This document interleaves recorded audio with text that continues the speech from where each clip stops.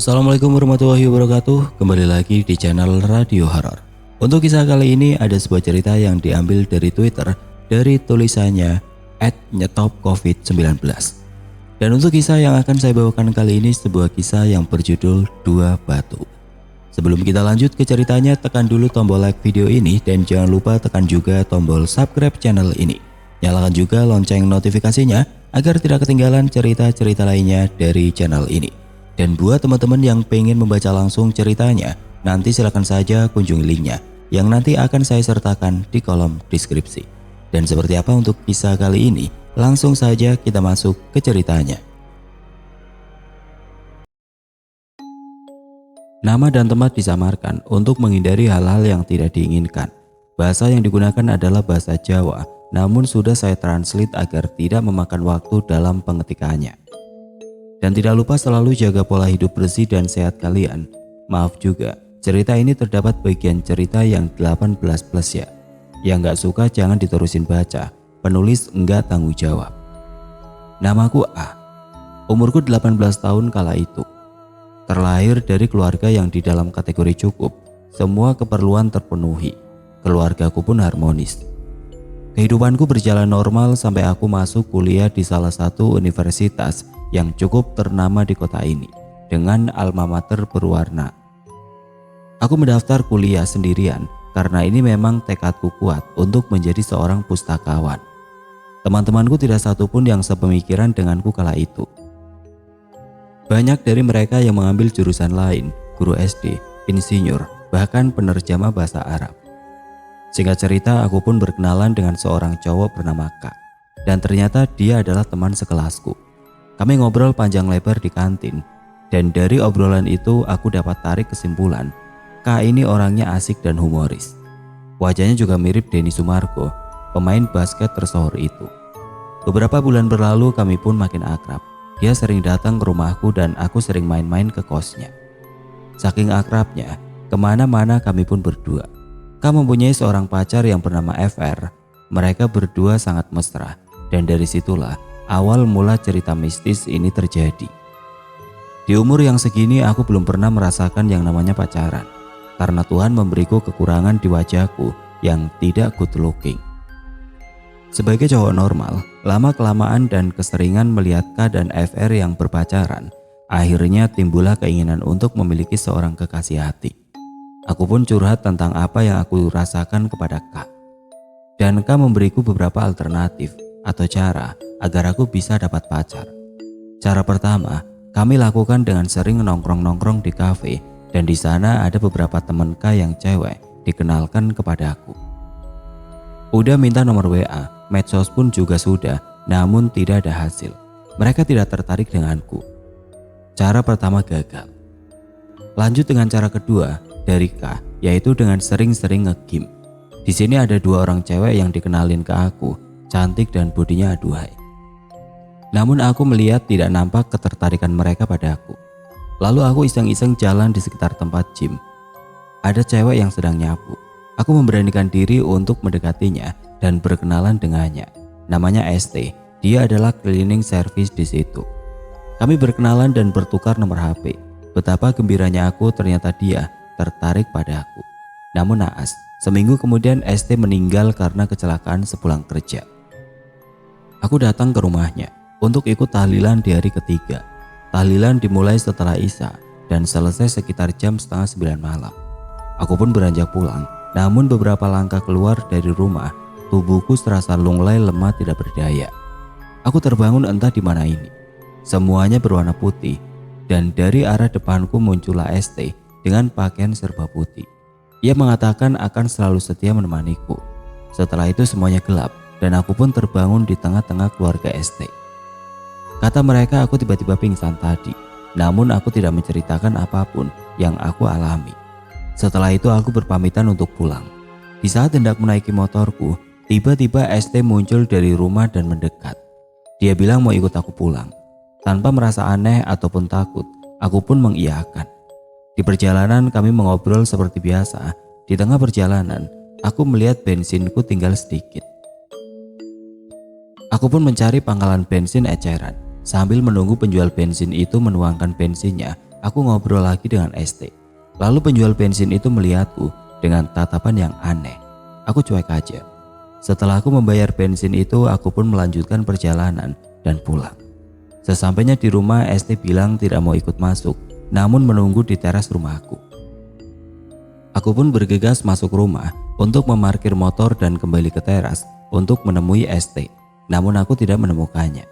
Aku pun masuk kamar dan ternyata ST sudah ada di kamar menungguku. Kami kembali ngobrol sampai larut malam. Tiba-tiba pintu kamarku diketok oleh bapakku. Katanya, "Jangan teleponan terus, ini sudah malam." Padahal aku sedang ngobrol langsung dengan ST, tapi bapak mengira aku sedang berteleponan. Akhirnya aku dan ST tidur. Namun keesokan harinya setelah bangun, ST sudah tidak ada. Aku pun mandi dan sarapan lalu keluar rumah. Dan aku pun melihat ST ada di teras rumah sedang duduk sendirian. Aku pun memandanginya dan lagi-lagi ngobrol dengannya. Bapakku yang sedang memandikan burung peliharaannya melihatku dengan tatapan penuh tanya dengan siapa aku mengobrol, sedangkan kursi sebelahku kosong. Hari berganti hari, keanehan semakin sering datang menghampiriku. Bahkan sampai temanku Sika pun tahu kalau aku sering ngomong sendiri. FR, pacar Sika, memberi saran untuk mencarikanku pengganti si ST agar aku tidak berhalusinasi lagi, katanya. 3 hari berikutnya aku pun dikenalkan ke salah satu teman FR, namanya Dewi. Wajahnya mirip artis Revalina. Setelah berkenalan, kami pun saling bertukar nomor HP. Singkat cerita, kami pun akrab. Namun saat kami makin akrab, ST makin sering muncul. Dan akhirnya, aku sudah seperti orang gila yang selalu ngomong sendiri di mata Dewi. Dan hasilnya, Dewi menjauhiku karena menganggap aku tidak waras. Orang tuaku pun akhirnya turun tangan. Aku dibawa ke seorang kiai. Di sana aku diruqyah dan mandi air hujan, lalu tidak sadarkan diri. Setelah itu aku pun kembali normal. ST tidak lagi mendatangiku. Kehidupanku seperti sedia kala. Teman-temanku yang tadinya menjauhiku kini berangsur kembali baik padaku, termasuk K dan pacarnya FR. Beberapa hari setelah itu Dewi datang ke rumah dan minta maaf. Kami pun berbaikan, kami pun kembali akrab, namun belum sampai menjalin sebuah hubungan. Beberapa minggu setelahnya aku mengajak Dewi pergi jalan-jalan ke sebuah pantai di daerah GK. Aku bersiap menyatakan bahwa aku suka padanya hari ini. Dan senja pun tiba. Dengan suasana pinggir pantai dan disaksikan oleh lautan yang luas, aku menyatakan perasaanku padanya. Namun seketika bumi menjadi gelap gulita ketika dia menjawab, "Aku cuma pura-pura suka padamu. Sebenarnya aku cuma acting karena disuruh oleh K dan FR. Jadi aku gak beneran suka kamu. Aku suka cowok yang good looking." Hatiku hancur. Pembuluh darahku seakan pecah saat itu. Aku tertunduk lemas. Kuantar dia pulang dan aku mengurung diriku. Aku berpikir, akar dari semua ini gara-gara wajahku yang tidak tampan. Sampai aku tertidur malam itu. Dalam mimpiku aku terbangun di tengah hutan. Tiba-tiba muncullah sesosok cahaya mirip kunang-kunang yang sangat terang. Karena kondisinya gelap, aku mengikutinya agar tetap mendapat cahaya. Aku berlari mengikutinya. Sampai aku dibawa olehnya ke sebuah kampung di mana aku seperti mengenal daerah ini. Ya, ternyata ini adalah kampungku sendiri. Aku terus saja berlari mengikuti kunang-kunang itu sampai ia di ujung desa dekat sawah. Dan ia masuk ke dalam sebuah rumah yang terbuat dari bambu. Yang setauku, rumah itu dihuni seorang kakek tua yang hidup sebatang kara. Aku berdiri terengah-engah di depan rumah itu. Dan tidak lama kemudian kakek penghuni rumah itu keluar dan membawakanku kendi dan menyuruhku minum. Aku meminumnya. Setelah puas meminum air itu, si kakek bilang, "Kamu perlu bantuanku anak muda. Datanglah nanti senja hari." Setelah itu aku bangun. Badanku sakit semua. Aku bercermin dan berkata pada diriku sendiri, apapun akan aku lakukan agar bisa memikat hati gadis-gadis itu. Aku akan membalas dendam juga pada Dewi agar dia merasakan sakit hatiku. Senja pun tiba. Aku mencari rumah kakek yang muncul dalam mimpiku tadi. Dan untungnya rumahnya segera aku temukan walau letaknya di ujung desa yang jaraknya cukup jauh dari rumahku. Aku berdiri di depan rumah yang dibuat dari bambu itu. Pintunya tertutup. Bau kemenyan tiba-tiba tercium dan terdengar suara, "Masuklah anak muda." Aku pun masuk dengan sedikit ragu-ragu dan takut. Namun niatku yang kuat untuk balas dendam dan menaklukkan gadis itu yang membuatku jadi kembali semangat. Aku pun masuk. Nampaklah di situ sebuah tampa yang isinya lilin, kembang-kembang dan sebuah bungkusan kecil. Dan di sampingnya ada kakek-kakek yang membelakangiku sedang mengaduk sebuah minuman yang dari aromanya adalah kopi. Lalu kakek itu menyuruhku duduk. Aku pun duduk di dekat lilin yang menjadi satu-satunya sumber cahaya di rumah itu. Setelah selesai mengaduk kopi itu, kakek itu duduk di sampingku dan berkata, "Aku tahu, kau pasti datang karena masalahmu sudah tidak sanggup lagi kau pikul sendiri, anak muda." Aku pun hanya tersenyum dan menundukkan kepala. Lalu kakek itu berkata lagi, "Aku bersedia membantumu, namun ada rintangan dan pantangannya, anak muda. Apakah kau sanggup?" Tanpa pikir panjang karena sudah sangat ingin balas dendam, aku pun menjawab, "Siap kek, apapun rintangan, pantangannya, bahkan resikonya aku siap." Kakek itu dengan tegas menyauti jawabanku, "Jangan main-main nak, ini menyangkut masa depan dan nyawamu." Dan kembali aku menjawab, "Beritahu saja apa rintangan dan pantangannya, saya akan coba lakukan kek." Kakek itu tertawa lalu berkata, "Baiklah, tugasku cuma membantumu sampai di sini, selebihnya akan menjadi tanggung jawabmu." Disuruhnya aku meminum kopi itu tanpa bernapas.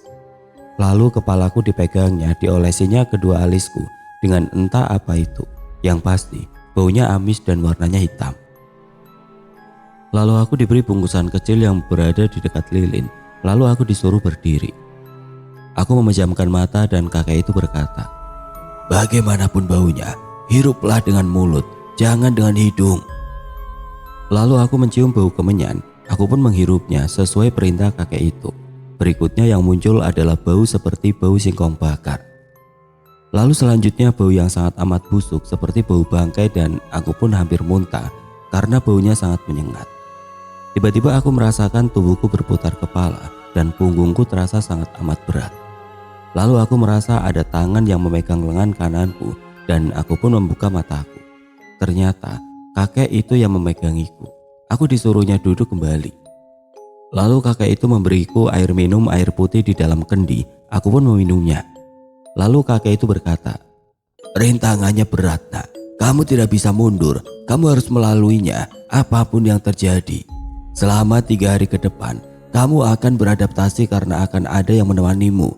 Kemanapun kau pergi, dia akan mengikutimu. Dia bersemayam di dalam 2 batu yang berada dalam bungkusan ini. Setelah itu 3 hari berikutnya, kau akan merasakan badanmu panas dan 3 hari terakhir, kau akan mengalami ketakutan. Sekarang, kamu boleh pulang. Jangan lupa gosok batu itu 3 kali ketika kau perlu bantuan." Setelah itu aku pun pulang dengan membawa bungkusan kecil itu.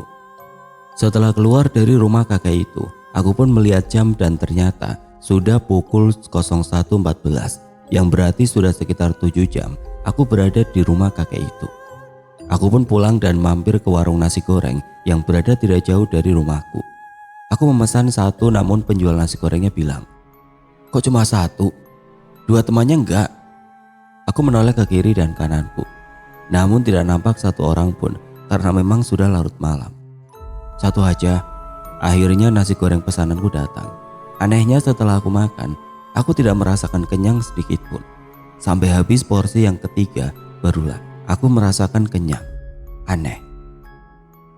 Hari kedua hal aneh berikutnya muncul ketika aku mandi. Sabun yang biasa aku gunakan menggosok tubuhku tidak berbusa sama sekali. Aku gosok berulang kali namun hasilnya tetap sama. Begitu juga dengan sampo, tidak berbusa sedikit pun dalam takaran normal. Namun setelah aku berbanyak hampir setengah botol, barulah busa sampo itu muncul. Hari ketiga hal aneh yang dikatakan kakek itu benar. Ban sepeda motorku selalu kempes, seakan tidak mampu menahan beban berat tubuhku. Beberapa kali dipompa namun tetap kempes. Rintangan 3 hari berikutnya sangat berat.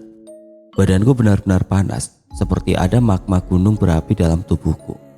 Berapa liter aku minum air namun tetap saja aku merasa sangat amat panas. Bahkan air yang aku buat berendam pun ikut menjadi hangat. Alhasil aku tidur di dalam bak mandi selama 3 hari itu. 3 hari berikutnya rintangan semakin berat. Aku bangun dari bak mandi itu. Jam masih menunjukkan pukul 4 pagi. Lalu bergegas keluar dari kamar mandi. Betapa terkejutnya aku ketika aku buka pintu kamar mandiku. Di depannya ada kuburan. Aku menutup kembali pintu itu. Aku mengambil nafas dan mencoba berpikir logis. Ini hanyalah hayalanku.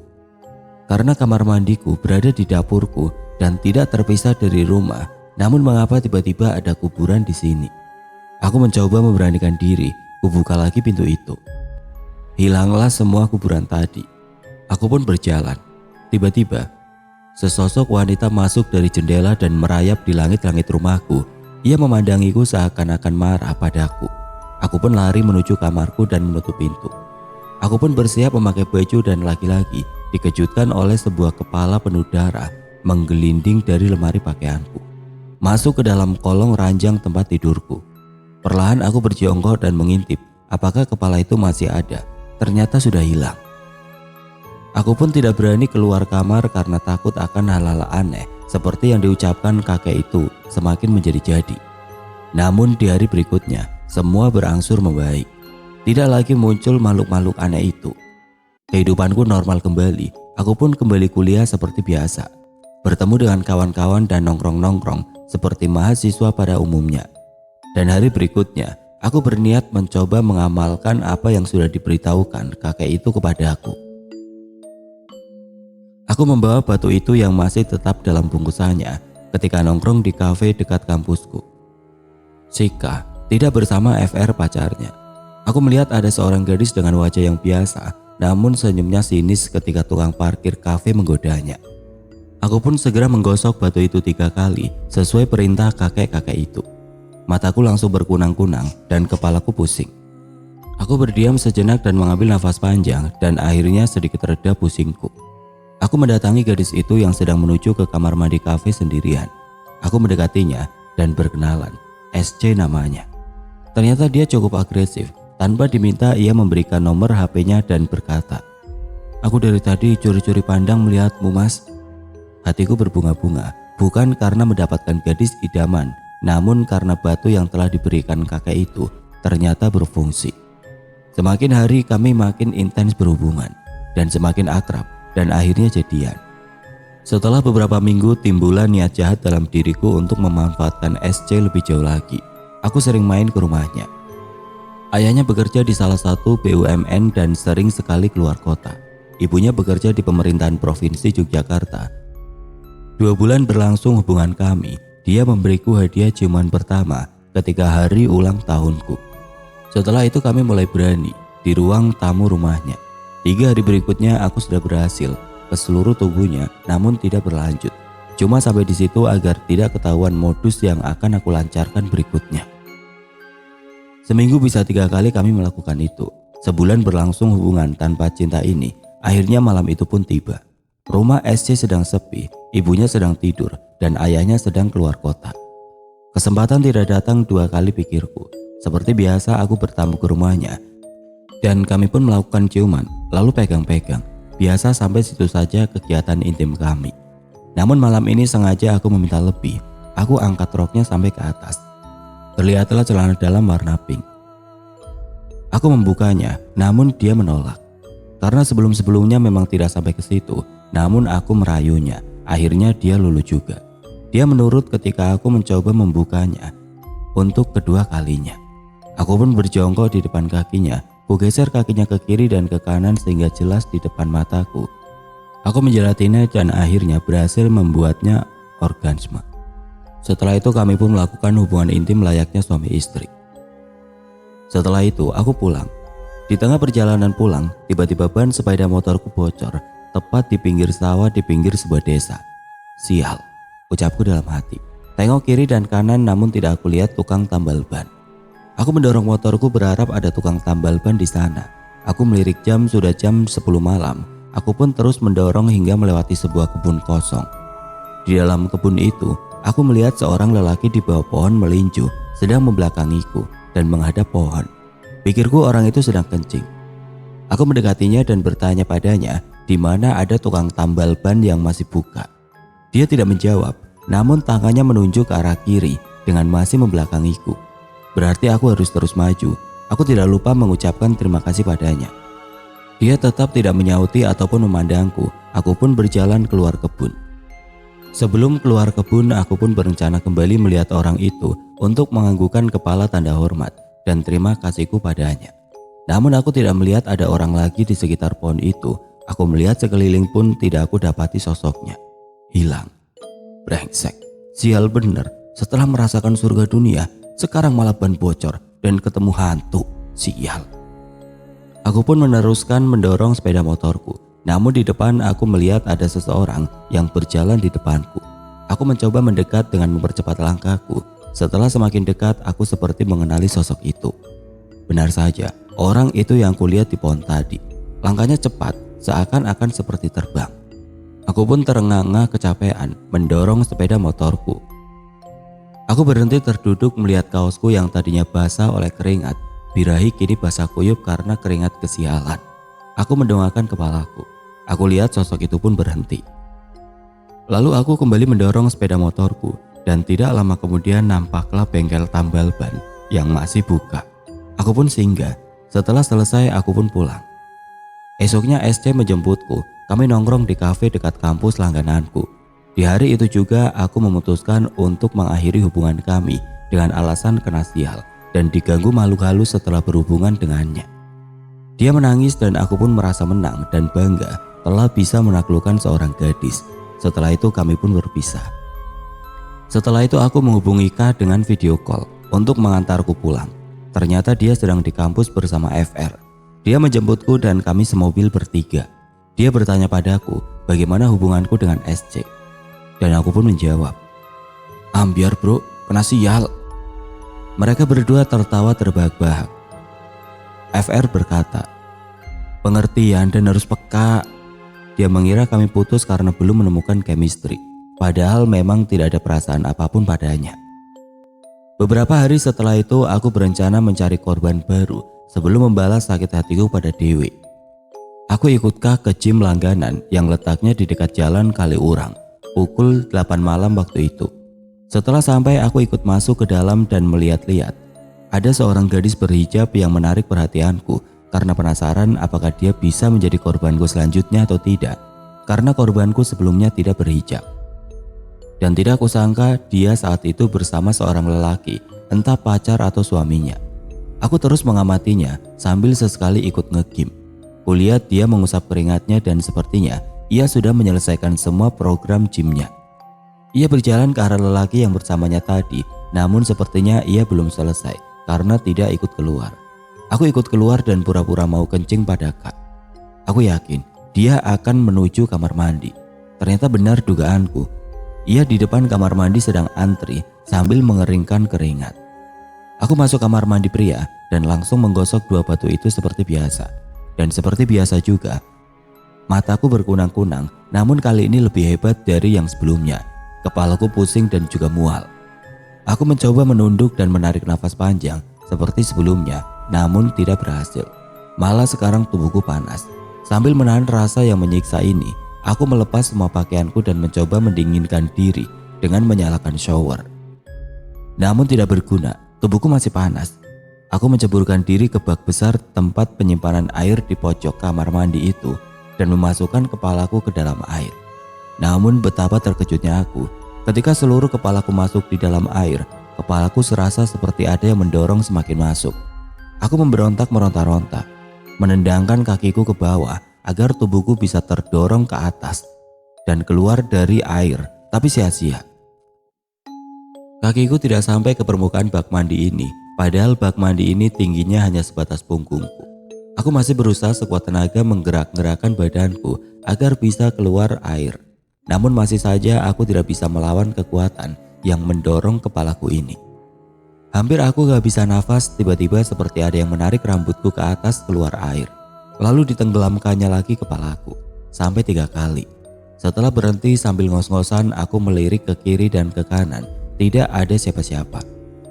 Lalu siapa yang hendak mencelakaiku ini, pikirku. Sayup-sayup aku dengar tawa seorang laki-laki yang suaranya besar dan berat. Lama-kelamaan suara itu makin jelas dan suaranya tidak cuma satu orang, tapi ada 2 suara. Sumber suara tawa itu seakan-akan sangat dekat denganku, sampai dengus nafasnya pun terdengar olehku.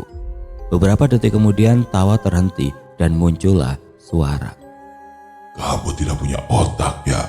Kamu ingin membunuh kami berdua? Apa kamu tidak melihat wanita itu sudah bersuami dan dia dijaga oleh seorang lelaki besar berpakaian putih kemanapun berada? Kalau ingin membunuh kami, maka kami duluan yang akan membunuhmu, wahai manusia. Kalian siapa? Dari mana asalmu? Kamilah penunggu dua batu kecilmu. Kami yang membantumu merubah pandangan wanita yang berhasil kau setubui beberapa hari yang lalu, sehingga lelaki dengan paras rupawanlah yang terlihat dalam pandangannya. Aku mohon maaf. Aku tidak bermaksud mencelakakan kalian. Saya benar-benar tidak tahu kalau wanita berhijab itu ada makhluk yang menjaga. Manusia goblok. Baiklah, aku mengurungkan niatku untuk mempermainkannya, tapi ampuni aku. Sembelilah 3 ekor ayam cemani besok sebagai permintaan maafmu kepada kami. Rendam 2 batu itu dalam darahnya sampai matahari berada di puncak sinarnya. Iya, baik. Setelah itu aku keluar dari bak mandi itu dan kembali memakai pakaianku, lalu keluar kamar mandi itu. Aku sempat melirik ke arah kamar mandi. Perempuan wanita berhijab itu sudah tidak di sana. Aku masuk kembali ke tempat gym dan mengajak Kak untuk segera pulang dan dia bertanya, "Kenapa wajahmu kok sepertinya habis olahraga berat gitu?" Sambil menonyorku. "Sebenarnya ada yang mau aku ceritakan padamu. Ayo, kita ke nongkrong di kafe langganan kita. Nanti akan aku ceritakan semua."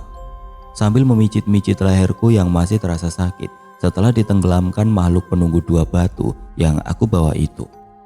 Setelah sampai di kafe, aku memesan kopi kesukaanku. Aku duduk dan tidak lama kemudian FR datang. Dia duduk di samping K. Aku mulai menceritakan semua dari awal agar mereka berdua tahu alasan mengapa aku jadi seperti ini. Karena mereka berdua ini juga yang telah menyuruh Dewi untuk mendekatiku waktu itu. Setelah aku menceritakan semuanya dari awal, mereka meminta maaf dan mereka memintaku untuk membatalkan niatku membalas dendam pada Dewi. "Kami yang salah, Dewi tidak bersalah," ucapkan. Mereka berdua terus saja merayuku untuk tidak membalas dendam pada Dewi.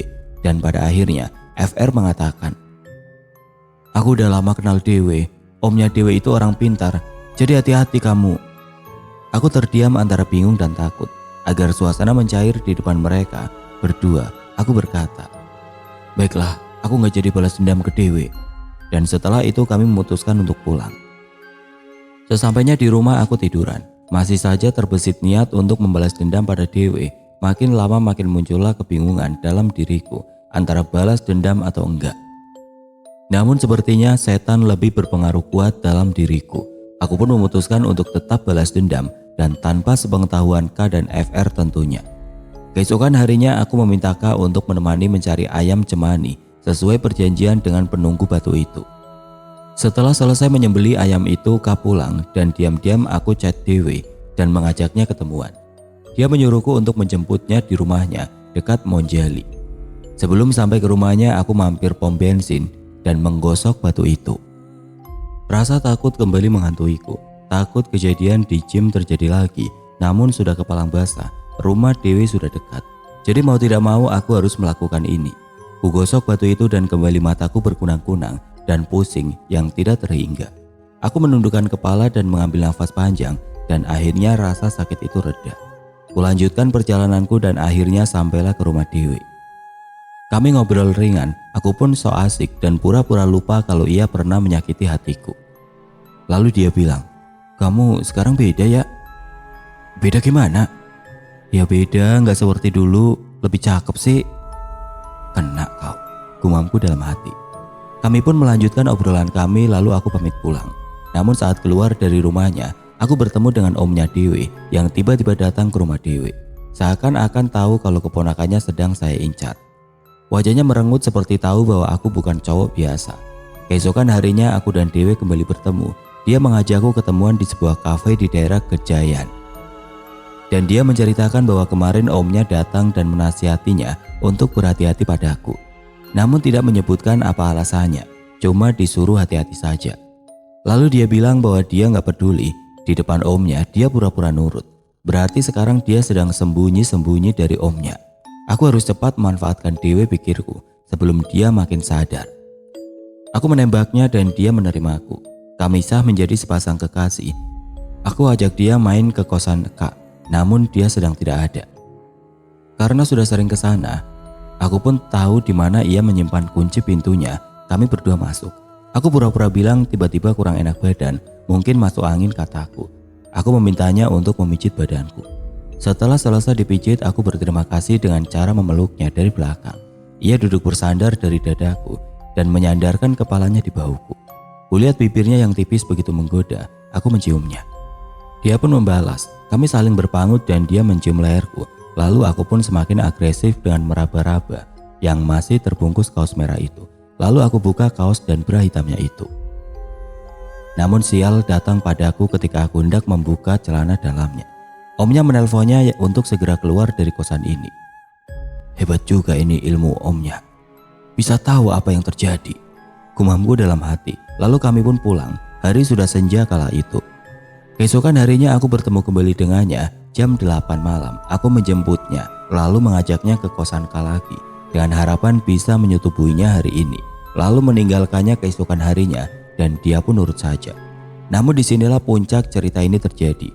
Ketika kami datang, Kak sedang melangsungkan video call dengan FR dan salah satu temannya FR namanya JN.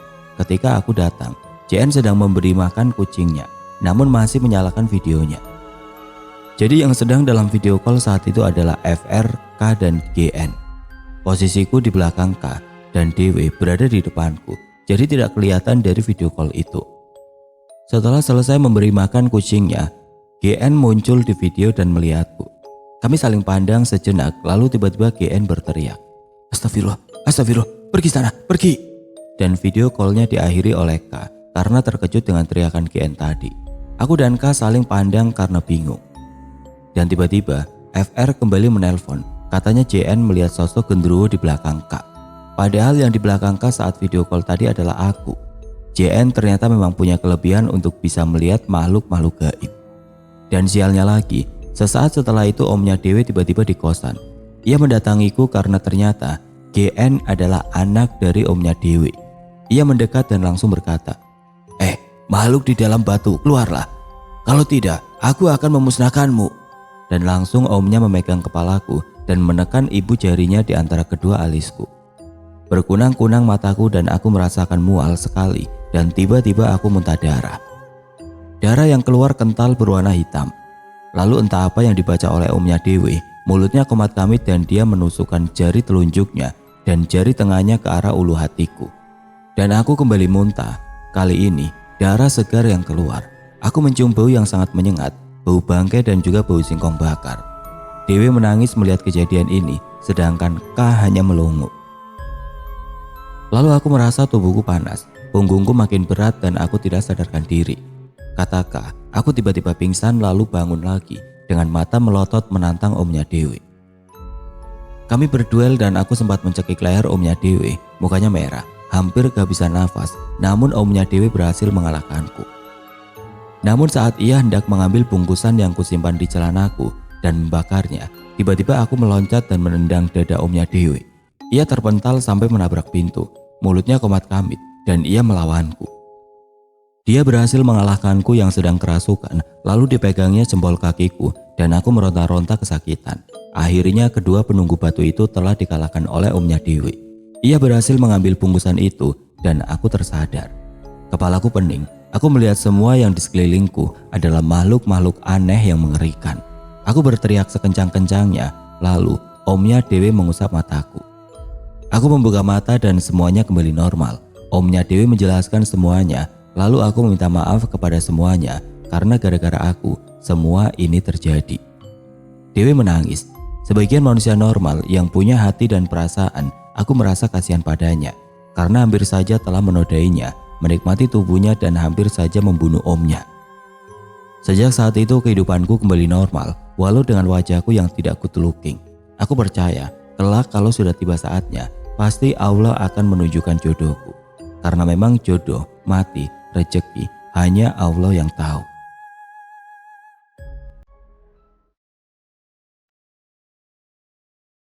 Oke teman-teman, sekian untuk kisah kali ini. Semoga apa yang sudah saya bagikan dalam kisah ini dapat dijadikan pembelajaran untuk kita semua. Dan buat teman-teman yang baru bergabung, jangan lupa untuk like, comment, share, serta subscribe channel ini. Dan nantikan kisah-kisah horor berikutnya tetap di channel Radio Horor.